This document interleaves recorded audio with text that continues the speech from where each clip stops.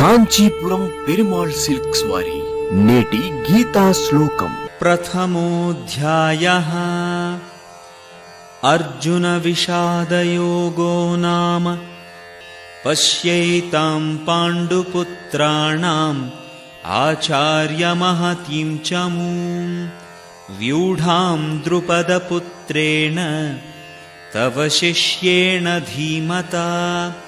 తన అస్త్రవిద్యా గురువు ద్రోణాచార్యుడికి గతంలో ఆయన చేసిన తప్పుని యుక్తితో ఎత్తిచూపాడు దుర్యోధనుడు. ద్రోణాచార్యుడికి గతంలో ద్రుపద మహారాజుతో రాజకీయ వైరం ఉండేది. వైరంతో ఆగ్రహం చెందిన ద్రుపదుడు ఒక యజ్ఞం చేసి ద్రోణాచార్యుడిని సంహరించగలిగే పుత్రుడు కలగాలనే వరం పొందాడు.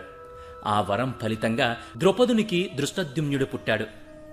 ద్రోణాచార్యుడికి దృష్టద్యుమ్నుడి జన్మ ప్రయోజనం తెలిసినా తన వద్దకు సైనిక విద్యను అభ్యసించడానికి వచ్చినప్పుడు పెద్ద మనసుతో దృష్టద్యుమ్నుడికి తనకు తెలిసిన విద్యనంతా సంశయం లేకుండా బోధించాడు. కాని ఇప్పుడు దృష్టద్యుమ్నుడు పాండవ పక్షంలో సర్వ సైన్యాధిపతిగా సైనిక వ్యూహాన్ని ఏర్పాటు చేశాడు.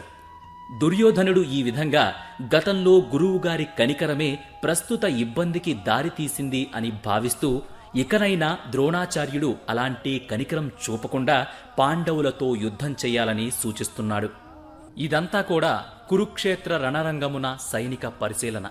పరస్పర విరోధంతో ఇరుసేనలు యుద్ధానికి సిద్ధపడ్డారు. యుద్ధంలో ప్రాణత్యాగం చేయుటకు సంసిద్ధులైన తన సన్నిహిత బంధువులు, గురువులను, మిత్రులను మహావీరుడైన అర్జునుడు ఇరు సేనలలో చూశాడు. కరుణ విషాదములచే ఆవరింపబడిన వాడై అతడు బలమును కోల్పోయి మనస్సు మోహముకు గురవ్వగా అతడు యుద్ధ నిశ్చయమును త్యజించెను.